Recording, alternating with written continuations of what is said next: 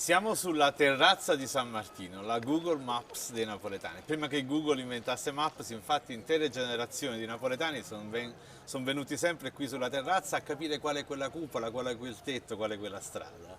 Ma alle mie spalle c'è anche lo scrigno di arte, cultura, bellezza più prezioso di Napoli, la Certosa di San Martino. San Martino, come è noto, a Napoli protegge i cornuti e vorrei parlarvi appunto di un cornuto. Sapete chi era il più cornuto famoso napoletano? Beh, ne parliamo un attimo fra poco.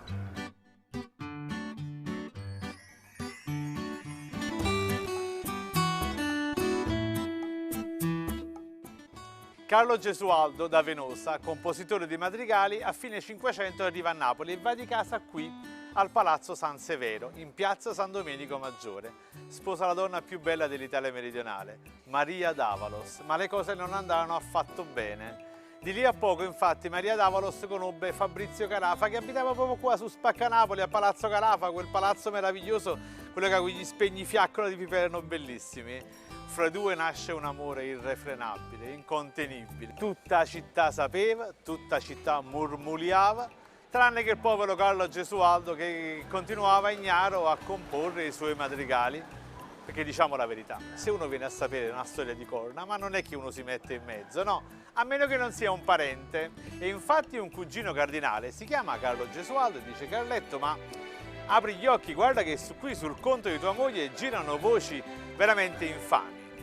Lui appura la verità e allora ordisce una vendetta tremenda. Sapete che fa? Finge di partire per una battuta di caccia agli astroni, dove avrebbe dovuto dormire nottetempo. E invece nel cuore della notte Carlo Gesualdo piomba a Palazzo San Severo e trova i due amanti in camera da letto, nella sua camera da letto. Carlo Gesualdo non ci vede più. A dire il vero, Maria d'Avalos tenterà un'estrema difesa, questa è storia, naturalmente. Sapete come si fa in questi casi, no? Caro, non è come pensi. Caro, posso spiegarti tutto. Ma stavolta il nostro Carlo Gesualdo non ci credette. Lei sostenne che si erano riuniti in realtà per la preghiera del Vespro. No, stavolta era troppo.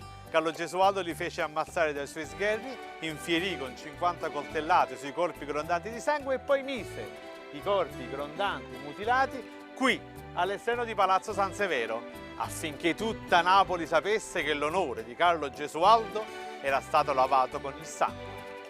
Ecco, questo è il cornuto che a Napoli reagisce male, ma ci da tutto quanto. Noi apparteniamo invece a una generazione di cornuti che io potrei definire 2.0, una generazione più moderna, più emancipata, dai, insomma, non è che c'è da ammazzare, in fondo cosa vuoi che sia, un paio di corna. Ecco, a Napoli c'è la figura del cornuto contento, del cornuto o scurnacchiata, chi che non si mette scurna, restano cornuto.